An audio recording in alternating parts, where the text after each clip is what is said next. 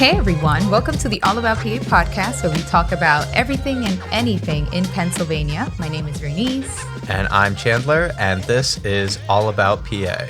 So let's kick things off today with our 1 in 2560, where we highlight one of the many special towns or places you might not have ever heard of here in Pennsylvania. So I'm going to spotlight a personal favorite of mine. It's a little bit nerdy, but it's the National Watch and Clock Museum in Columbia, Pennsylvania. I went there one time when I was, I think, like 10. My local library actually rented out passes to different types of museums, and you could like check them out like a book does. It was really cool. Yeah, it was really neat. And one of them was to the Clock Museum. You would get free admission if you just checked it out at the library. So I did that, and one summer, my mom and my siblings and I went to check out the Watch and Clock Museum. It was founded in 1943 when 3 watch collectors formed a club called the Watch Collectors Club, and then they added clock collectors, and they eventually changed the name to the National Association of Watch and Clock Collectors. And this is a whole like nationwide group, but the museum and headquarters is here in Pennsylvania, in Columbia. That is awesome. Yeah, it's really neat. The museum features what they say is the largest collection of timepieces in North America. They say that they have more than 13,000 from around the world, including like this German table clock from 1570. So it's really cool. They have like brand new watches. One of their pieces is literally like a SpongeBob like toy wristwatch. Wait, what? Yeah, they collect anything and everything. Like it's not just like antiques or anything. It's literally just like any type of clock or watch or timepiece type of thing. So it goes from like really, really old school watches where like the mechanism were literally like handmade all the way to like digital types of watches. I wonder. Yep. Wow. They have an That's atomic awesome. clock that they say is like going to be accurate to the millisecond for the next like 100 years or something like that. So yeah, it runs the gambit. Oh my God. Do they have like, I know this might not be too like engineered, but like what about sand clocks? Do they also collect sand clocks? Yeah. Mm-hmm. Oh, that's cool. Yeah. That's and literally really cool. anything that keeps track of time, and they will probably have it. They also have like a research library that they say is one of the largest in the world, dedicated to the study of time and timekeeping. So they offer those research opportunities, and they also offer internships to students. And it's a really, really neat place, you know, and it's just one of those types of places that like are, you know, might potentially be impacted by grant cuts and other type of funding cuts from the big Republican bill that just passed. Yeah. You know, lots of research grants and stuff, you know, and Well, that sucks. yeah, because you might not always think that, like, you might assume that research grants and stuff like that only go to schools, but they oftentimes go to a lot of like local museums and other tourist attractions that also have like, you know, an academic or research aspect that provide, you know, valuable tourism to local communities across Pennsylvania. So yeah, I just thought it was a timely spotlight. Well, that's cool. Columbia, PA. Yeah. Yeah, well worth a visit. Yeah, definitely. You think about all these really cool places that you can go in Pennsylvania, but you always keep finding new things. Like I honestly didn't know that there was a Grand Canyon in Pennsylvania. When you say Grand Canyon, you think Grand Canyon West, not here. But I recently found that Wellsboro, PA, is home of the Pennsylvania Grand Canyon, and it's known as the Pine Creek Gorge. I like to hike, but I was like in the Delaware Water Gap area, and I think this is a really cool place. And I found that Wellsboro, PA is actually another like one of those top 10 attractions that Pennsylvania has too. Wow. And yeah. And I learned a little bit more about like they have like vacation stays, shops. They have an amazing like love for the art and well preserved architecture from like the 1500s and all the way to like 1850. Like the town is very historical. And it was really cool to know specifically about the Grand Canyon because again, I wasn't aware that that was like an actual thing. It stretches for I've never over heard like of that.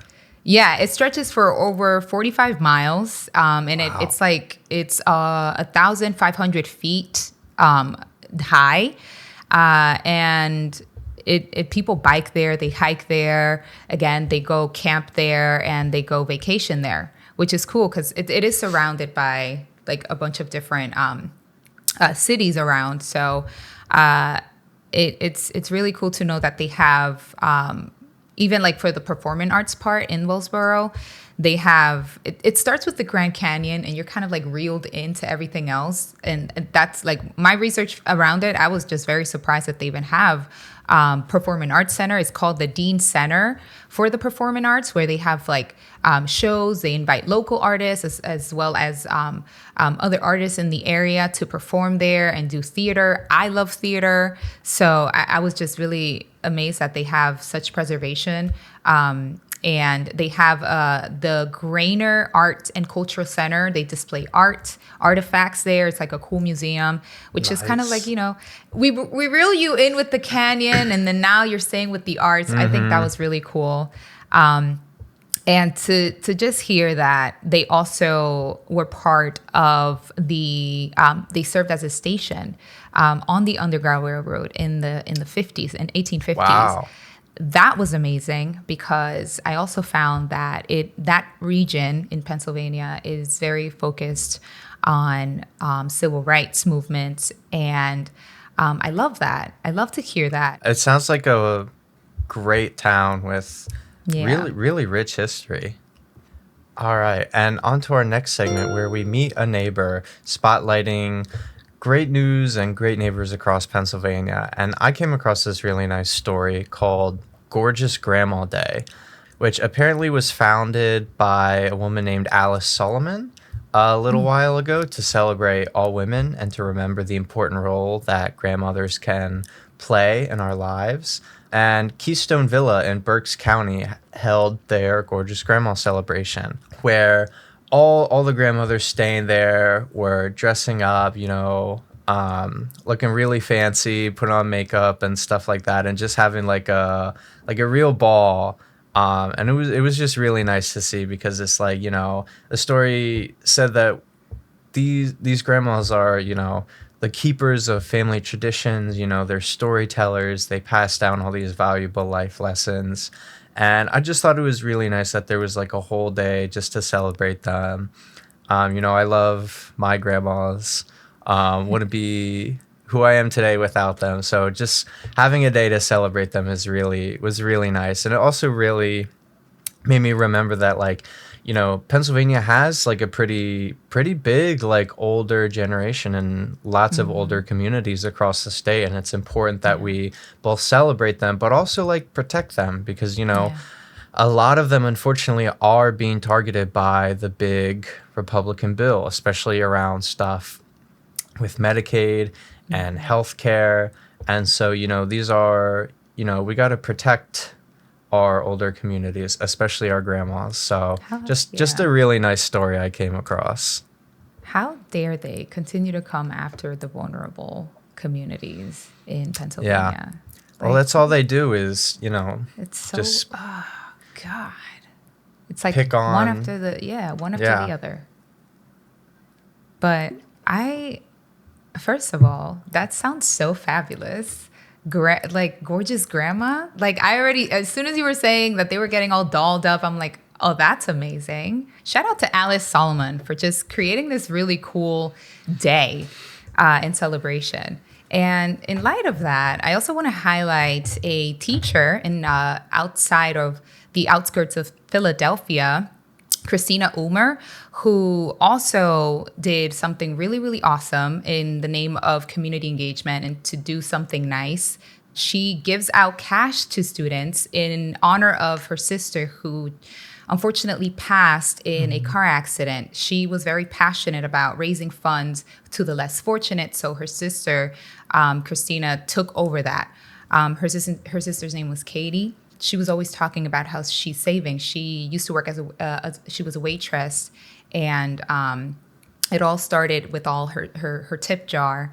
And so Christina was able to continue that in her name. And now what she does is she has her students, it's called the Kindness Challenge. She gives money to her students, and then her students go out in the community and do a selfless act and videotape it and bring it back as a class project. And I think that's just, I think that's really cool. And like, just to get people excited, like, what am I going to do with this? And, like, what's a creative way to get out there, either buy somebody food or buy something that someone needs, and just, and research. And you got to, get out there and really know what you're going to do with that project.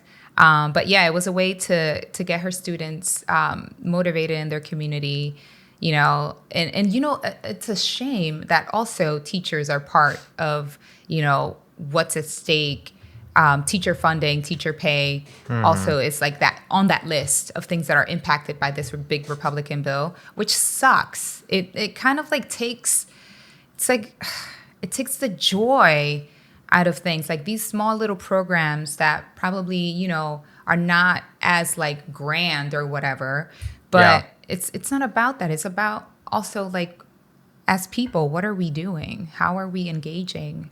And yeah, it's one of those things that you're like, oh my gosh, that's awesome. And then you're like, but they want to take it away.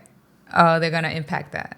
Or, oh, they're going to be affected. Or, oh, teachers are not even going to be doing things anymore like this because they have to use those funds to either, continue to supply things that they need for the things that their students needs. You know what I mean? Like, it's always kind of like deciding whether you're going to buy something for your students or your classroom, or kind of like, it's a tough choice. And teachers care about, their students, but like a lot.